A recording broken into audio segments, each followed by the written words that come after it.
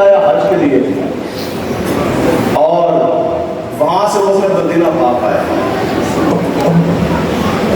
اور وہ شام سے نا اپنے ساتھ دو چیزیں لے کر آیا. ایک گانے بجانے کے آلات ایڈورڈ دھماکے بازے جو بھی ہوں گے اس وقت کے جو میوزیکل انسٹرومنٹس تھے, ایک گانے بجانے کے آلات اور دوسرا شراب کے مٹکے. یہ شام سے نا اپنے ہمراہ پر یزید دیکھ رہا ہے. امام علی مقام امام حسین رضی اللہ تعالیٰ عنہ کا وہاں سے گزر ہوا, صرف آپ کا گزر ہوا, گزرتے گزرتے آپ کی نگاہ پڑی. وہ پوری مجلس تو نہیں دیکھی نا امام صاحب نے, کیا کہ وہ جو یزید ہے گانے بجانے کے بعد وہ ہوش و بج رہے ہیں, گانے کی موسیقی کی محفل برپا ہے اور یزید ہاتھ پر شراب کا جام لیے نشے کے اندر وہ مست ہے. اب امام علی مقام نے اس کے علاوہ تو گناہ سنے نا, یہ وہ دو گناہ تھے جو یزید کو خود آپ نے کرتے ہوئے پایا. اور اس کے بعد جب یزید تخت نشین ہوا اور جب پیغام دیا گیا اور گورنر مدینہ نے جب آپ کو اپنے پاس بلایا, آپ گئے اور بتایا گیا کہ آپ کے لیے دو خبریں ہیں. پہلی چیز تو یہ کہ یزید تخت نشین ہو گیا اور دوسری چیز یہ ہے کہ آپ کے لیے حکم یہ ہے کہ آپ یزید کے ہاتھ پر بیعت کریں گے. تو حکم آپ کے لیے بڑے سخت ہیں. تو آپ نے پھر قیامت تک کے لیے اب یہ ذہن میں رکھیں, امام علی مقام امام حسین نے کتنے گناہ دیکھے تھے یزید نے؟ گانے بجانا, موسیقی اور شراب, تیسرا نہیں دیکھا. تو آگے سے آپ نے کیا فرمایا؟ آپ نے یہ پیمانہ رکھ دیا. آپ نے فرمایا کہ نہیں, آپ نے فرمایا خدا کی قسم قیامت تک یہ نہیں فرمایا کہ میں حسین یزید کے ہاتھ پر بیعت کروں, نہ, آپ نے فرمایا قیامت تک مجھ جیسے حسینی ان جیسے یزیدیوں کے ہاتھ میں ہاتھ نہیں دیں. دیہاتوں سے بیعت جائز ہے. لوگ کہتے ہیں لبیک والے جذبات نہیں. ہم نے کہا آپ سید و شہداء کے نام پر جلسہ نہ دی, آپ مسجد میں کھڑے ہوں, گجرات میں آپ مسئلہ سمجھیں, ہم آپ کی سن کے چلے جانے کے لیے تیار ہیں. اور دسو جی جنہیں کڑیاں نے چاند آنے لیں انہیں دیہات سے بیعت جائز ہے؟ اچھی بولو جی, یہی تو پیغام کربلا ہے. بتاؤ جی جو شرابی ہے کہ اس کے ہاتھ میں بیعت جائز ہے؟ تو پھر جنہوں نے ٹھیک چوک کے اندر 126 لڑکیاں لکھوائی 126 دن, تو ان کے ہاتھ ہو جائے گی. ہو سکتی ہے ان کے ہاتھ میں بیعت جائز ہے. قیامت تک اگر کسی کے ہاتھ پہ بیعت جائز ہوگی تو وہ امام حسین کا خادم حسین ہی ہوگا. تیس سال سے تم تگڑے ہو گئے ہیں. اب یہ صحیح تگڑے کرنے والی بات میں آپ کو آگے سنانے جا رہا ہوں. کوفے سے خطوط پہ خطوط آ رہے ہیں. یہ بات آپ نے سنی, خط پہ خط, خطوط کا اقتدار بن گیا. امام حسین کو بار بار پیغام دیا جائے, جناب آپ تشریف لیں, ہماری زبانیں, ہماری تلواریں, ہماری حمایت, ہمارا پیسہ, ہمارا سب کچھ آپ کے ساتھ ہے, آپ کوفے تشریف لے آئیں. امام علی مقام حضرت امام حسین اپنے بھائی حضرت مسلم بن عقیل کو کوفے کی طرف روانہ ہے. اب وہاں حسینی بیٹھے ہیں. یہ ایک عجب بات ہے, جب دین کی بات آئے تو پھر امیر المجاہدین فرمانے سے پھر گل دین کرو, اگلے تک دھون نہیں, پھر گل دلیری کے ساتھ ہوتی ہے. پھر اس وقت بیوی بچے مال اولاد سارا کچھ بچا کے بات نہیں ہوتی.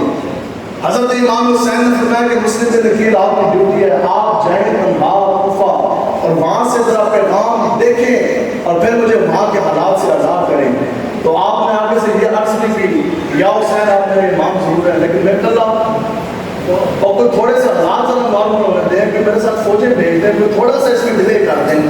آپ نے آگے سے عرض کیا کی, ہاتھ جوڑے, عرض کی کہ یا حسین آپ ہمارے امام ہیں, حضور کے دین کی سربلندی کے لیے بھیج رہے ہیں. بس یہ ہے جی ایمان اور یہ ہے عشق مصطفیٰ, یہ ہے نظام مصطفیٰ کی تڑپ. اور جس حدیث مبارکہ سے میں نے شروع کی یہ ہے دین غیرت اور حمیت کا تقاضا.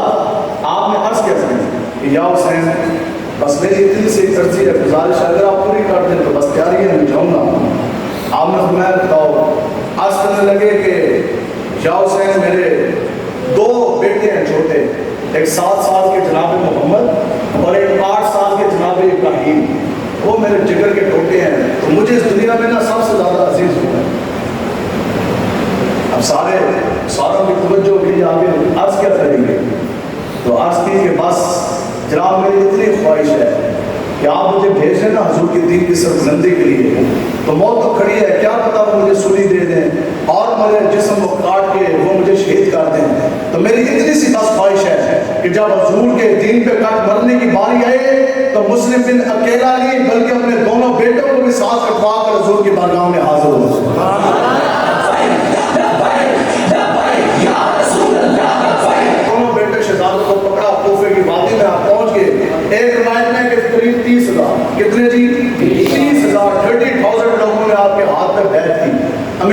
دین علامہ خالد حسین رضوی صاحب رحمۃ اللہ تعالیٰ علیہ اکثر وہ جملہ فرماتے تھے، آپ فرماتے تھے بیٹے جڑے کا پتہ لگتا ہے میدان کے اندر، جہاں تو سارے عاشق ہیں نا، اے تے تھانے دار آئے گا تو پھر پتہ لگے گا کہ جڑا گرا سی، اے تے میدان لگے گا تو پھر پتہ لگے گا کہ جڑا گرا سی، اور یہ تو زبان بندی نظر بندی فوج شیڈیول کوئی پرچے کوئی جیل کوئی تھانہ کوئی کچہری کوئی ارادہ بات کرے گا، ظالم حاکم زمانہ آئے گا تو پھر پتہ لگے گا کہ جناب جڑا گرا سی تو زندہ گرا پائے گا۔ میرے اوپر ہر سال جو ہے نا وہ 3 مہینے پابندی لگتی ہے، ہر سال محرم حرام سفر ربیع الاول شریف، یہ 3 ماہ کی پابندی ہے ہر سال میں۔ اس کے علاوہ جو تھانے کچہریاں جو پرچے ہیں وہ علیحدہ ہے، یہ 3 علیحدہ ہیں، زبان بندی 3 مہینے کے لیے پکی۔ اس قصبہ بھی پابندی لگی، اور جس دن جمعے کے دن جس دن مجھے پتہ لگا نا کہ جناب آپ پہ پولیس کا ایس ایچ او آ گیا، اس نے مجھے دکھایا اس کے آسم صاحب جی آپ کو پابندی لگا دی گئی اور آپ کی زبان بندی ہے، آپ صرف جیلر میں تقریر نہیں کر سکتے، تو ہن اے پتہ لگتا ہے کہ جڑا گرا سی تے لمبا گرا پہ گیا۔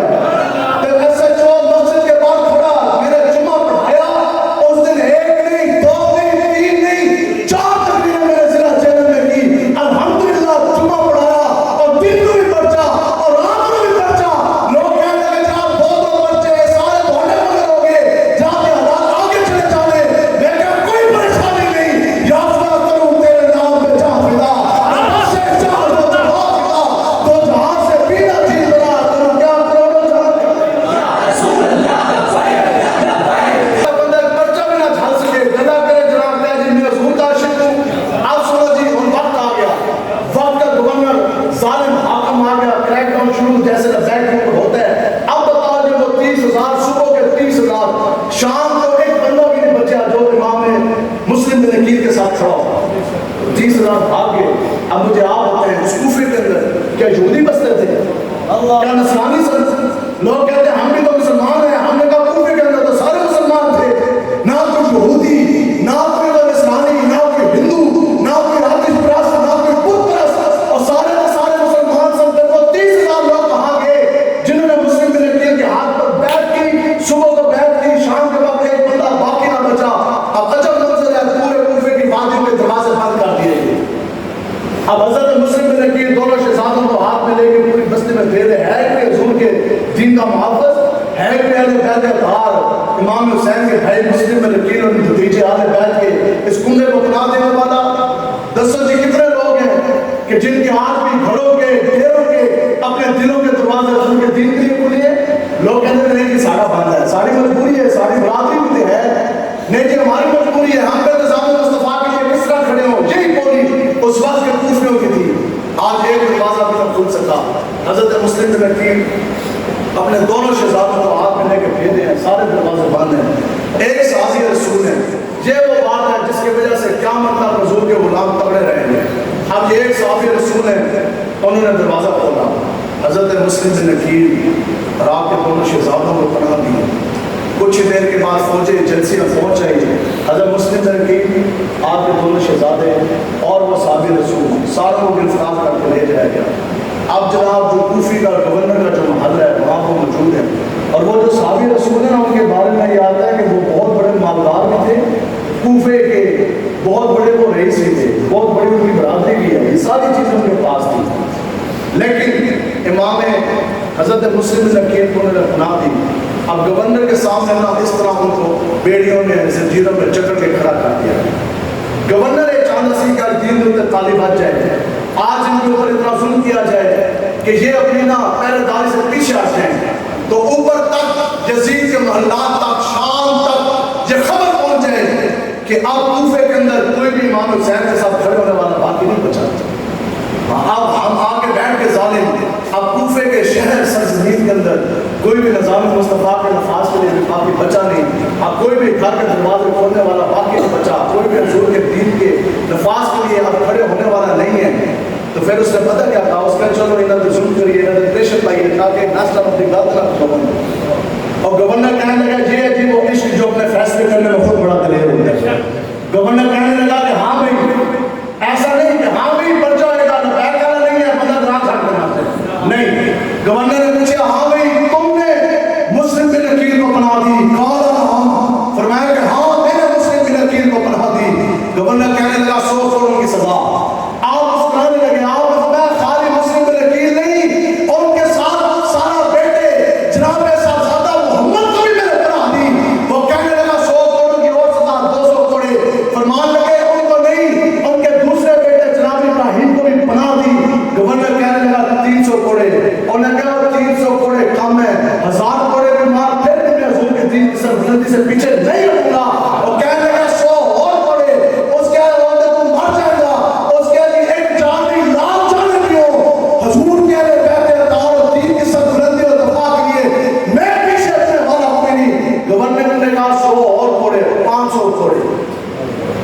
اگے بولے، اب آگے نہیں بولے صاحب رسول. سناٹا. تھوڑی دیر کے بعد گورنر کہنے لگا ہاں بھائی ڈر گئے ہو، پیچھے ہٹ گئے ہو، گل کو آپ مسکرائیں. اب جب وہ بات ہے جو ہم نعرے لگاتے ہیں نا مسجد کے اندر، غلامی رسول میں یہاں آ گئی ہے موت، آپ مسکرائے. آپ نے سنایا کہ بات یہ نہیں ہے. بات یہ ہے کہ میں نے جو پوری زندگی یہ دعویٰ کیا کہ میں حضور کا بڑا غلام ہوں، میری جند جان مال آل اولاد سب کچھ حضور کے دین کے لیے حاضر ہے، قربان ہے. میں نے جو لبیک کے نعرے لگائے، میں نے جو یہ کہا کہ حضور کے لیے کٹ مرنا میں اپنے لیے سعادت سمجھتا ہوں، غلامی رسول میں موت بھی قبول ہے. تو ہم نے جو نعرے لگائے، صحابہ رسول فرمانے لگے کہ حضور کے غلام ڈرتے نہیں. ہم چپ میں اس لیے ہوا کہ پہلے مجھے وہ 500 کروڑ مال تاکہ مجھے بھی یہ پتہ لگے کہ میرے جگر کے اندر کتنا خون دم ہے، تاکہ مجھے بھی تو پتہ لگے کہ جو میں زبان سے دعوے کرتا رہا کہ غلام رسول میں موت بھی قبول ہے، تو کیا میں غلام رسول میں موت قبول کر سکتا ہوں کہ نہیں. اور تم درباریوں کو بھی تو پتہ لگے کہ جب حضور کی دین کی گل آ جائے پھر حضور کے غلام حضور کے دین کے لیے قربانیاں دیتے کس طرح ہیں.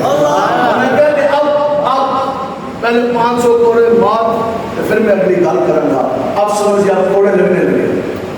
یہ وہ بات ہے، صرف یہ ایک بات ہے بس، جس کی وجہ سے لوگ کہتے ہیں اسی لبیک والے بڑے جذباتی ہو. چلتے نہیں پرچہ کٹوا کے بھی لبیک کے نعرے، لکڑیاں لگوا کے بھی لبیک کے نعرے، برادری اٹھ کے لبیک کے نعرے، گھر والوں نے نکال دیا لبیک کے نعرے. لوگوں نے تو آپ پر آپ نے نظام مصطفیٰ کی بات کی، لوگوں نے تو آپ کو سیاسی کہہ کے تانا کاٹ دیا، مولوی سیاسی پیر سیاسی. پھر بھی کسی پیچھے نہیں ہٹے اور آپ مجھ سے رسالت کی حفاظت کے لیے نکلے. پھر آپ کو دہشت گرد قرار دے دیا جائے تو اسے پھر بھی پیچھے نہیں ہٹے. ملک پاکستان میں قرآن کے قانون کے نفاذ کے لیے نکلے. آپ کو بغاوت کے پرچے کاٹ دیے جائے، آپ پھر بھی نہیں پیچھے ہٹے. وہ کون سا فارم ہے جہاں آپ کی کردار خوشی نہیں دی گئی، آپ لوگ پھر بھی نہیں پیچھے ہٹے. پورا انٹرنیشنل میڈیا بھی طرح پہ کنڈے کرے تو اسے پھر بھی نہیں پیچھے ہٹے. تو وجہ کیا ہے؟ وجہ یہ ہے جو ابو صاحب رسول بتا گئے، جب ان کو کوڑے لگنے لگے نا 1 2 3 4 کرتے کرتے کوڑے پہنچ کے 100. جب قریب 100 کوڑے ہوئے نا اور وقت شہادت نزدیک ہے تو ایک رئیس وہاں کھڑا تھا آپ کا رشتہ دار برادری سے. اس کے اور گورنر کوفہ بس کا ظالم بنائے تو دی تھی 100 کوڑے تمہیں مار دیے. اتنا ظلم کر کے بابا جی وہ شہید ہو جان. حالات پہلے بڑے خراب تھے، جب برادری اٹھ جائے گی اندر سے بغاوت ہو جانی، لوگوں نے کھڑے ہو جانا اور ظالم گورنر بس کر. گورنر نے جناب حکم دیا اس کے بس جتنے کوڑے لاگے وہ نہیں مارنا. اب ان صحابہ رسول کو خوش ہونا چاہیے تھا، لیکن آپ جلال میں آ گئے. آپ نے پتہ کیا فرمایا؟ یہ ہے وہ تاریخی جملہ. سارے کوفی بھی کام کرتے ہونا کہ نہیں جی ان کو کوئی نہیں روک سکتا. آپ نے فرمایا کہ خبردار کوئی مجھے کوڑے نہ مارنے کی سفارش کرے. وجہ کیا کہ ہر ایک کوڑا بات میں لگتا تھا، آپ کے چہرے کے اوپر چمک اور مسکراہٹ اور آ جاتی تھی. آپ نے فرمایا کہ خبردار کہ کوئی شخص مجھے کوڑے مارنے سے منع کرے. کیوں کہ کوڑا میری پیٹھ پہ بات میں لگتا ہے. حضور کا چمکتا ہوا دعا چہرہ نگاہوں کے سامنے پہلے آتا ہے.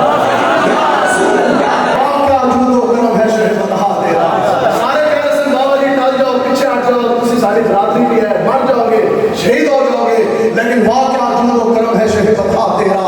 نہیں سنتا بھی نہیں مانتے والا تیرا، اور تھارے چلتے عطا کے وہ قدرہ تیرا، اور تارے کھلتے صفا کے وہ حضرہ تیرا. اور میں تو مالک کی کہوں گا اور مالک کے حبیب جانے محبوب اور بہتر نہیں میرا تیرا. اور تیرے سکتے ہم فقیروں پہ بھول بہت ہے تیری، جس نے بچوں کو میں نے جام چھلکتا ہے. اتنی جو ہے اتنی تو غیرت انسان کے اندر ہونی چاہیے. ابھی ہم سب بات کرتے ہیں، بس آپ کسی نے پیسے نہیں پھینکنے، ٹھیک ہے، آپ ہماری بات سمجھ جائیں، حضور کے دین کے لیے کھڑے ہو جائیں. اور پیر صاحب کی زیر صدارت ہے کہ حکم کا مقصد آتے ہیں، اور ان کو بھی پتہ ہے یہ ہمارے گواہ ہیں کہ ہم نے آج تک کبھی لفافے یا پیسوں کے لیے تقریر نہیں کی.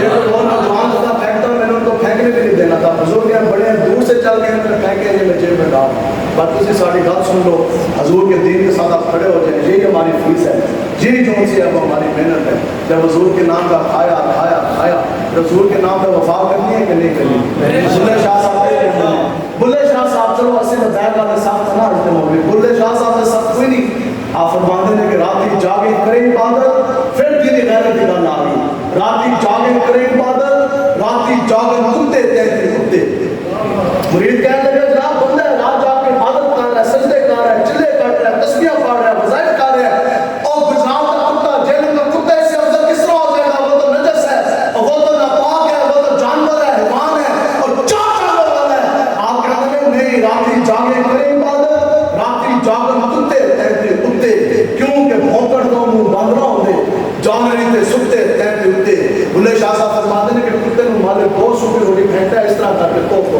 200 کی روٹی کتا کھاتا ہے رات پورا ہو چوں مالک کی جان کی بھی حفاظت مال کی بھی حفاظت حویلی کی بھی حفاظت کیوں کہتا ہے میرے مالک کی آپ کی 200 کی روٹی جو کھا گئی پر بھونکڑ تو منہ بند نہ ہوندے جانوری تے ستے تیتری کتے ٹھیک ہے پر بلے شاہ کوئی راز نہ پر مالک اپنے دادا نہیں اچھڑتے یہ بات آ گئی 200 کی روٹی کھائی رات ان پہ کھیت آ گئے انہیں بال کر کے کتے نے کٹیا اور چاؤ چاؤ کتا کتا لو لو ہم ہو گیا شور کیا محلے والے ہیں ٹکیت نس کے چوٹ چلے گئے کتے نے پہنا دے دیا اب بلے شاہ صاحب فرماتے ہیں کتے نے 200 کی روٹی کھا لی کٹ بھی کھا دی لو لو ہم بھی ہوا زخمی بھی ہوا پورا گراہ جمع بھی ہو گیا ٹکیت کے ساتھ چھٹے لیکن اب وہ چل نہیں سکتا لیکن جب مالک آیا نا تو پھر چم چم کر کے کسی اور آدمی گیا وہ مالک کی دہلیز کی طرف پر مالک اپنے دار نہیں اچھڑتے پامے بچن 100 جتے تینتے جتے اور بلے شاہ کوئی راست نہ آج ہے بلے شاہ ہر ضرورت دار پر چل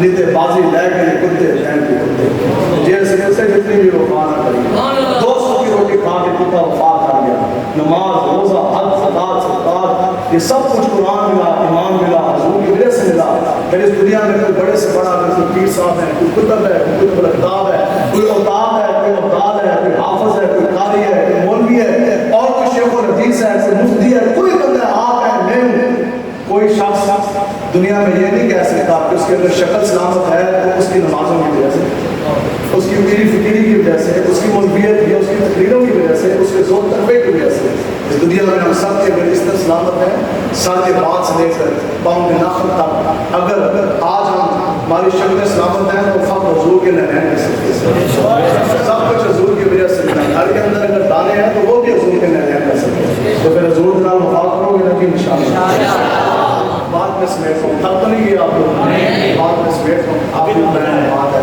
حضرت امام حسین سواری ہونے کے باوجود بتائیں جی آپ سے بڑا کوئی 60 ہجری کا واقعہ کر رہا کیا آپ سے بڑا اس وقت دنیا میں نمازی تھا کیا آپ سے بڑا کوئی حاجی کوئی آپ سے بڑا پیر طریقت رہبر شریعت کوئی آپ سے بڑا مفتی کوئی آپ سے بڑا شیخ الحدیث کوئی آپ سے بڑا دور پاک پڑھنے والا کوئی آپ سے بڑا نعت خواں کوئی آپ سے بڑا خطیب کوئی آپ سے بڑا مولوی کوئی آپ سے بڑا روحانی پرواز پڑھنے والا کوئی آپ سے بڑا جنتی اور جن کی زبانیں آپ کا مولا نے چوسی ہو اور جن کو کندھوں پہ حضور نے سوار کرایا ہو جن کے بارے میں حضور سیدہ کے نام کو کہتے ہیں خبردار حسین کو مت چھوڑا یہ روتے ہیں تو میرے دل کو تکلیف پہنچتی ہے اور جن کے بارے میں حضور نے رب سے دعائیں کی ہو کہ یاد ہے حسین مجھ سے میں حسین سے جو حسین سے دشمنی رکھے مجھ سے دشمنی رکھ جو حسین سے محبت کرے یاد ہے پھر قیامت تک دل سے محبت کر اے حسین کو تو جنتی جوانوں کا سردار ہے اتنی محبت ہے اتنا سب کچھ پا جانے کے باوجود اور جن کے گھروں کے دروازے بھی مسجد نبوی شریف کے اندر کھلتے ہو جن کے پاس کائنات کی سب سے بڑی گدی مدینہ پاک کی ہو مسجد نبوی شریف کی ہو اب کیا وجہ 25 پیدل حج ہے مدینہ سے مکہ شریف 430 کلومیٹر ہے قریب 25 پیدل حج آپ فرما چکے یہ 26واں حج ہے اور جہاں بیت اللہ شریف ہے حرم کی زمین ہے خانہ کعبہ سامنے امام حسین نواسہ رسول ہے احرام باندھا ہوا پوری دنیا کا رخ بیت اللہ کی طرف ایک دن کے بعد حج ہے ایک دن کے بعد حج ہے دنیا کے تمام مسلمانوں کا رخ بیت اللہ کی طرف لوگ پہنے ہوئے کپڑے اتار کر احرام باندھ لے امام حسین نے حج کو عمرے میں تبدیل کیا حج چھوڑ دیا پہنا ہوا احرام اتار دیا ننگی تلوار اٹھائی دودھ پیتے بچے بھی حرم چھوڑا کعبہ چھوڑا بیت اللہ چھوڑا حج چھوڑا اللہ کا گھر چھوڑا ریگستان کو بلا کی طرف روانہ ہوئے لوگوں نے کہا جناب دنیا کے لوگ تو ادھر، بیت اللہ تو ادھر، حرم تو ادھر، رب کا گھر تو ادھر، حج تو ادھر، آپ سے راہ کی طرف۔ آپ نے فرمایا کہ دنیا میں مجھ سے بہتر کوئی نہیں جانتا کہ حج کی فضیلت کیا ہے، لیکن میرے نانے کا دین بچانا حد سے بڑا فضل ہے، حد سے بڑا فضل ہے۔ تو آپ کو کوئی دو وجوہات ہیں، جزید ہے شرابی کا، اور دوسرا وہ گانے بجانے کی موسیقی کے رات میں گانے بجانے کی معافی کرتا تھا، فاسق تھا، فاجر تھا، ظالم تھا، سارا کچھ تھا۔ امام حسین نے بتا یہ دو گناہ اپنی آنکھوں سے دیکھے، اب وہی امام حسین ہے بجرام میں بات سمیٹ رہا۔ بس یہ یاد رکھے کہ حضور علیہ السلام نے بن مانگے ہمیں دیا، ہم وہ بھی لے چکے ہیں حضور سے جو ہم نے مانگا نہیں تھا، ہم حضور سے وہ بھی لے چکے ہیں جو ہمیں پتہ بھی نہیں ہے، جس کی ہماری سوچ خراب بھی نہیں کر سکتی، کیونکہ وہ رحمت العالمین ہے، حضور مالک کا مختار ہے۔ بتاؤ جی ہم سب کو حضور نے نوازا کہ نہ نوازا؟ آپ بتاؤ کہ کیا اس کا کوئی حق بھی ہے کہ نہیں؟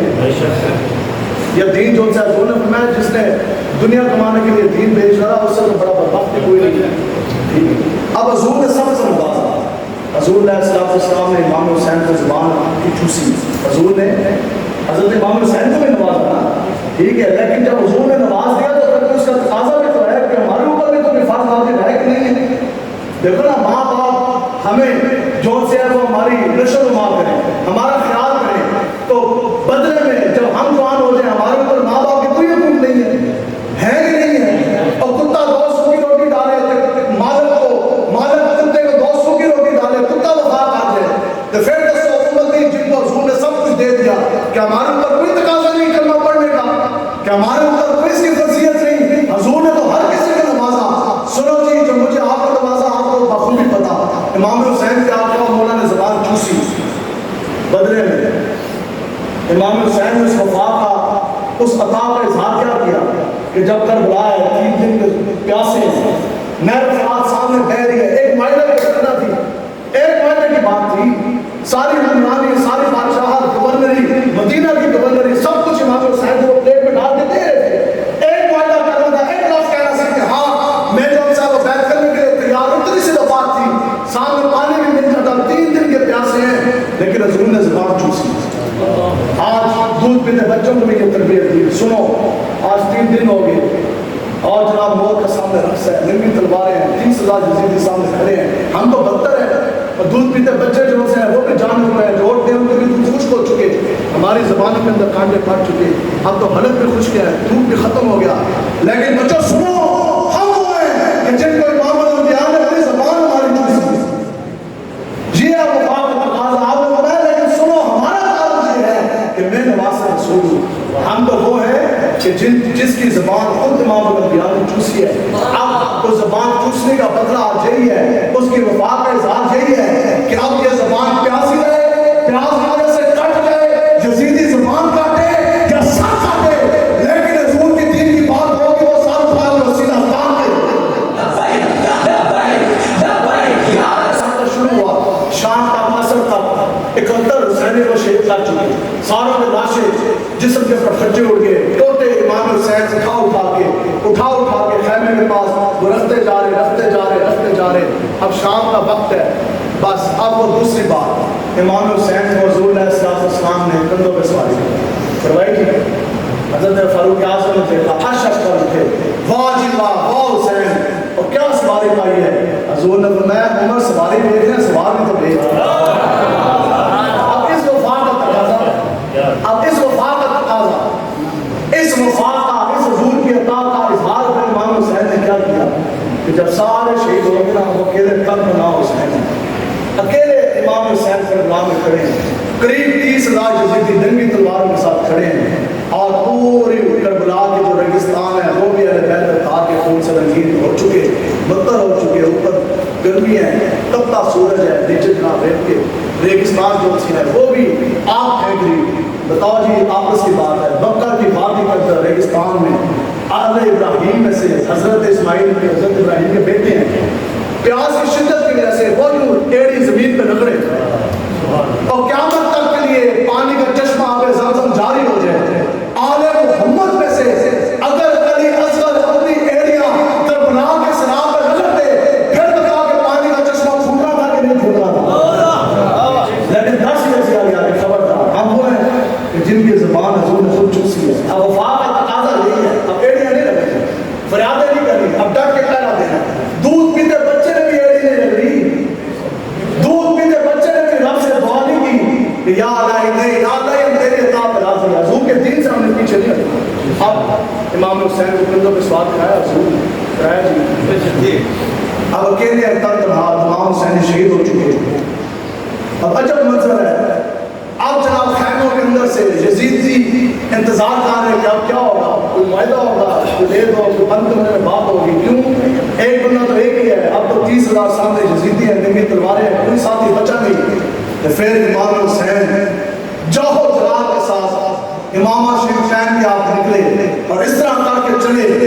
پھر اب وہی بات آپ کے ذہن میں آئی کہ حسین تو وہ ہے جن کو امام الانبیاء نے اپنے کندھوں پہ سواری کرائی. اب گھوڑا سامنے، آج حسین سب زمانہ نہیں، اس سواری کا آج اظہار یہ ہے، حضور کی عطا کا آج اظہار و بھرت یہ ہے، تقاضا یہ ہے کہ وہ امام حسین تب تنہا اس گھوڑے کی پیٹھ پہ سوار ہوئے اور ایسے وقار کے ساتھ جوہر و جلال کے ساتھ چلے کہ یزیدی کے کہنے پر مجبور ہو گئے کہ یہ کون عظیم وقار ہے، بلا کا شاہ سوار ہے، لباس ہے پھٹا ہوا، غبار سے ہٹا ہوا، جسم ہے کٹا ہوا، تنا ہے محاذ پر ڈٹا ہوا، یہ نبی کا نور عین ہے جبریل جلیل حسین.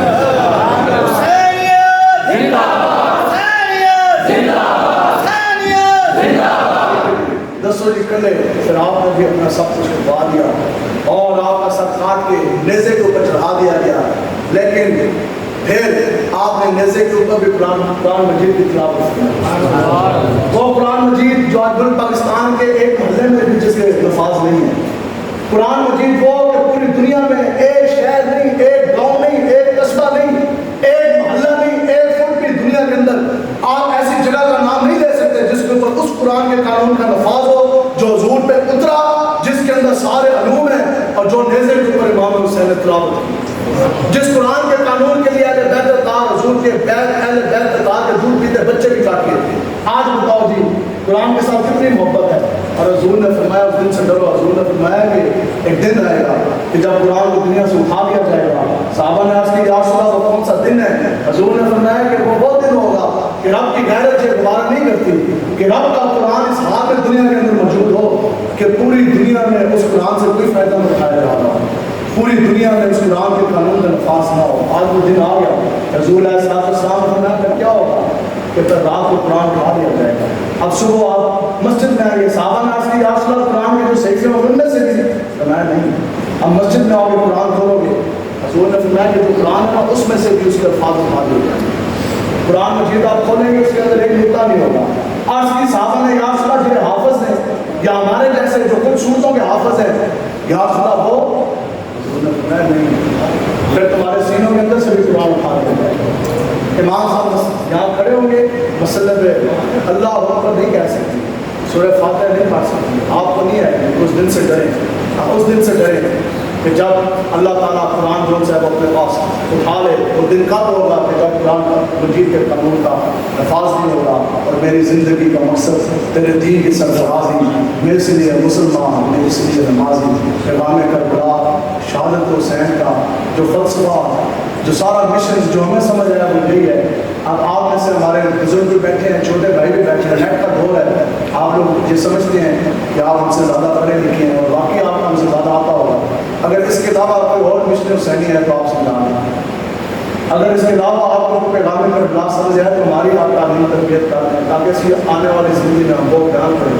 پیغام کربلا، شہادت حسین، اہل بیت اتار کا فتنہ، صرف مقصد ایک ہی تھا کہ ظالم، جابر، فاسق، فاجر کے ہاتھ میں بیعت نہیں کریں اور حضور کا دین تخت پر لے کر آئے انشاءاللہ. مصطفیٰ کے الفاظ کے لیے تھا تو وعدہ کرتے ہیں انشاءاللہ کھڑے ہوں گے انشاءاللہ.